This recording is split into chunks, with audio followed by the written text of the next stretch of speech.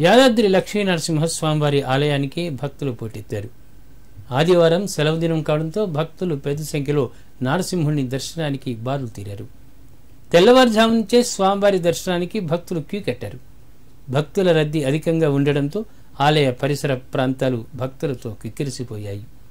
లడ్డూ ప్రసాదం కౌంటర్లు, కళ్యాణకట్ట ప్రాంతాల్లో భక్తుల కోలాహలం నెలకొంది. భక్తులకు ఎలాంటి ఇబ్బందులు కలగకుండా ఆలయ అధికారులు అన్ని ఏర్పాట్లు చేశారు.